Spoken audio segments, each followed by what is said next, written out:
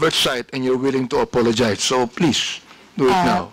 Yes, sir. My lawyer and I talked, and my case is a matter of oversight. And I apologize, sir.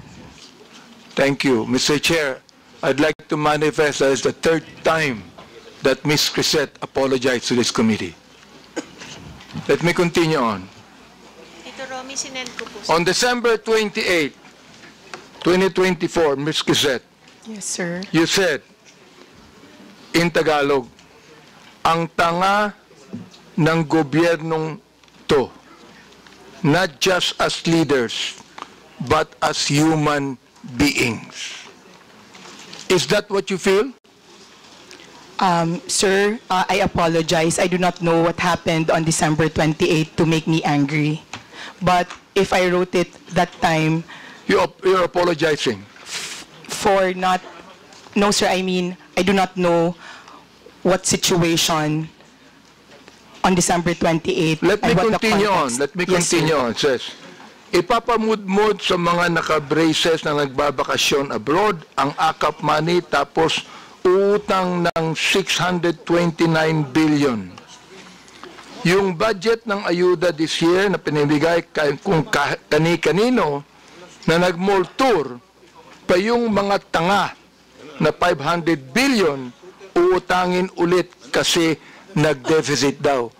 Mr. Chair, Ms. Crisette, ang galing mo naman. Tanga ang gobyerno, ikaw matalino. Ano? Am I right? Tanga ang gobyerno, hindi mo matalino ka.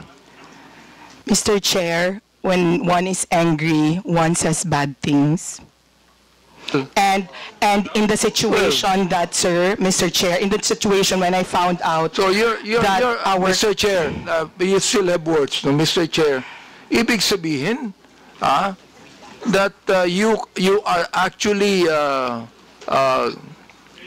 telling your anger to your followers, your anger. Saan mo nakuha yung anger na yan? I mean, do you have the facts? Do you have the information? Do you have the documents? Mr. Chair? Sir, nasa news po na uutang tayo this year and last year. Sir, sir, please, Mr. Chair, kaya ako nagalit kasi may nakita akong nakaakap na naka-brace tapos, sir, I am not laying it on the congressman. I am laying it on the person who gave that person 5,000 despite na, sir, kasi taxpayer kami. Masakit, sir, na makikita namin na... Ms. Crisette, may I ask you the question, how much taxes did you pay? And I will tell you how much tax I paid. Sir, Ang katwiran mo, you're a taxpayer. Bakit? Anong palagay mo sa akin, di taxpayer? sir, hindi naman po kayo yung sinasabihan ko ng tanga, Mr. Chair. Kaya tinatanong It was the kita, Mr. process Chair. of distributing the Mr. Chair, AKAP. tinatanong kita kung saan mo kinuha ito. Sa news mo lang pala kinuha eh. Wala kang documents. You cannot even tell me if you're telling facts or truth. Sir, nasa news po kasi sasabihin na mo, tanga ang mag-uutang gobyerno. tayo.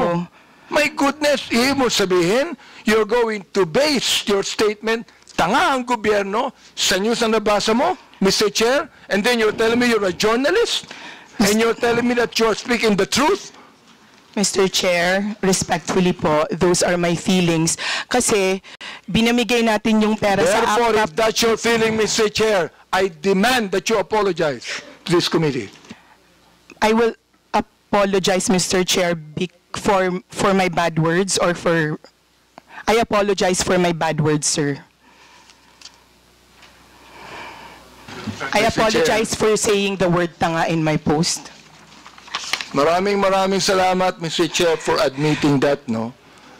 Siguro naman, makikita mo naman ang gobyerno, sasabihin mo mga tanga kami, siguro, pinapalagay mo, alam mo sa akin, Mr. Chair, ang pinapalagay ni Ms. Crisette, yung audience niya, mga tanga eh.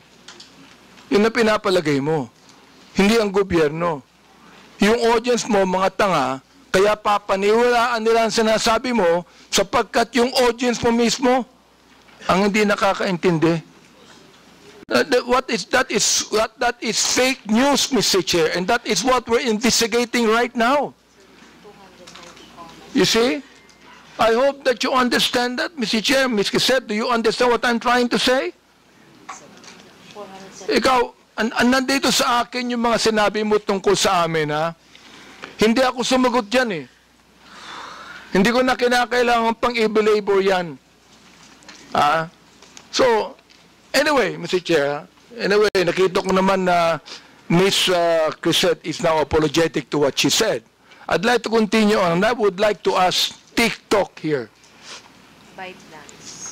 Ms. Peachy, I can see that you are a very good English speaker. Hello, good afternoon, Mr. Chair. Yes, you are a very good English speaker. Are you an American or a Filipino? Bisaya ko, sir. Yun. Bisaya pala. Bisaya pala. Oh, okay. Eh, kanina English ka na English, nakala ko, Amerikano ka eh. Mr. Diba? Chair, wa may makasabot og Bisaya diri. Gamay ra. Bisaya. Makasabot si Chairman Bisaya. Makasabot Yes, sir. si Bisaya. May hapon, sir. Oh, Maayong hapon kita mo. May hapon. Okay, Representative Ito, Abante. Mr. Chair, I'd like to ask you a question. Who owns TikTok? Mr. Chair, ByteDance is the parent company of TikTok. Who? ByteDance. ByteDance. Yes, Mr. Chair. Where is that located? What's the ByteDance. headquarters of ByteDance? I believe, Mr. Chair, the headquarters of ByteDance is in China. In China. Yes, Mr. Alright, Chair. ByteDance in China. I heard that ByteDance has connection with the Communist Party of China.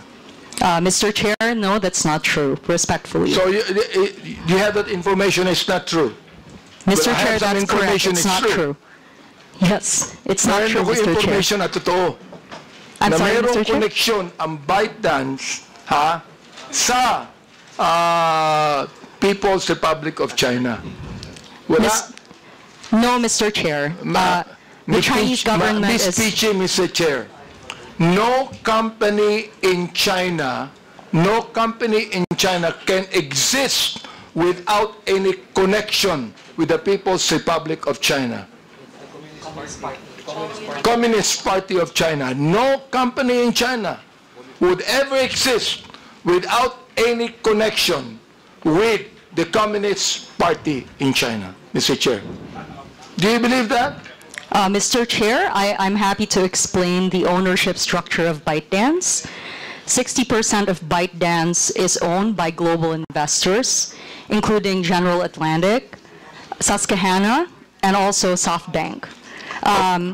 Okay. The other 20%, Mr. Chair, is owned by ByteDance employees around the world, including in Southeast Asia. And another 20% is owned by the founder of ByteDance, who is a private citizen Mr. who I Chair, believe lives in Singapore now. Sorry, Mr. Chair. Mr. Chair, you have syllables, no? Mr. Chair, I don't actually care who owns it or who are the shareholders to it. What I'm just telling you is that if that is a Chinese company, headquarters in China, no company in China could ever exist without any connection with the Communist Party in China. That is what I'm saying, and I'm not asking a question to you. Now, let me ask you a question now.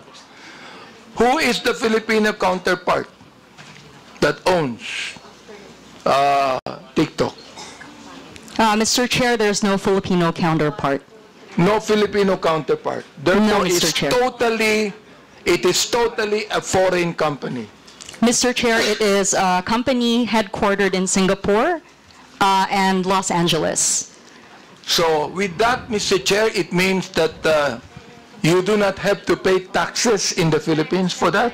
Mr. Chair, we comply with all tax regulations that are imposed on us in this country. It means that the BIR has imposed some tax liability on you? Mr. Chair, we have the digital services tax, which will be in implementation, I think, within the year.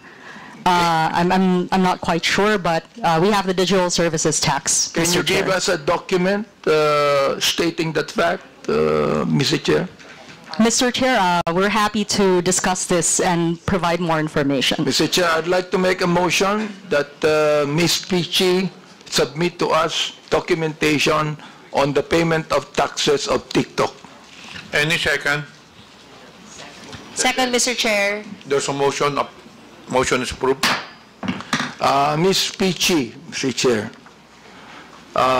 do TikTok allow gutter language? Mr. Chair, we strive to balance free expression with protecting user safety, Mr. Chair. Mr. Chair, is gutter language free expression? Let me ask you, are you a journalist or not? Mr. Chair, no. Okay, now, let me ask you now, being just a human being and a man and a person that believes in decency, does TikTok allow gutter language? Mr. Chair, Yes or no? Mr. Chair, we allow various expressions on the platform, but we do restrict profanity for You restrict underage, profanity. yes, for underage users. And sir. what do you do when you restrict profanity? It is not allowed on the For You feed, Well, Mr. Chair. here is an example of profanity right there. Hindi ko nga kayang basahin eh. Yes, Mr. Chair. This is profanity. That is profanity right here. Oh. Papabasa ko sa DSP. Sumagot na? Sumagot na? Di ba? Ano pa ba?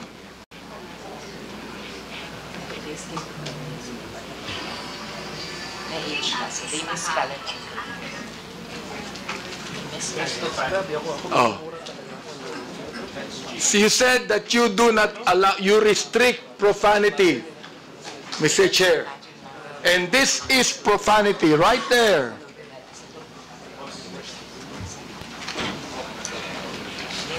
Understand, Mr. Chair. We do not allow hateful expression, if I may, Mr. Chair. We don't allow hate speech. Well, you should put this out then. Yes, Because Mr. Chair. you can be accountable to this. Mr. Chair, we're glad to work with this honorable committee to study the content that you are showing to us. All right? And I have also here some, not just profanity, but pornography. Dance, people who do not have bra, who only wear skimpy clothes, dancing in TikTok. Do you allow that? Mr. Chair, we do not allow pornography on the platform. Now, do you consider a woman without any bra at all, and you could be able to, it's now, tinatawag natin na wala nang naiwan sa imahinasyon. Eka nga, ano? Oo. Yung bang mga babae na nagsasayaw dito at naka-bikini o meron dito, hindi ko na makita eh. You said you don't allow that. Here, for example, this one here. Ayan. Oh. Nakikita yung breast niya. You don't allow that. That's pornography, am I right? Mr. Chair, we're happy to once again work with this honorable committee to study the content that you're presenting to us Well, I'm so glad. so that we Mr. can Chair. coordinate. I'm so glad. Oh, ha? Kasi alam nyo, hindi ako sanay sa TikTok eh. Ngayon ko lang talaga tiningnan itong maigi eh. Ha? Hindi. Ayan, tulad yan. What do you call it? Is that not pornography right there? Hindi na naman, sexy lang eh. Sexy lang? Sexy lang. Sexy lang. Ha? Hindi. There's nothing left in the imagination dito eh. Meron naman. Wala na. Once you like a certain Yes. oh, magawa siya. Unya. Pero na I'd like to ask my colleagues if they're agreeing with me or they're agreeing with TikTok.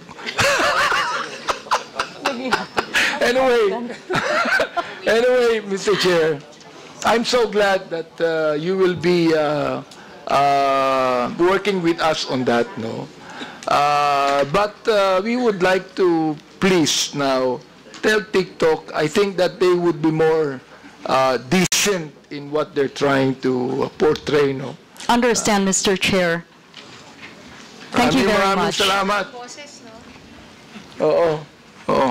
Hindi, galing mag-English eh. Bisaya ko, sir. Bisaya pa.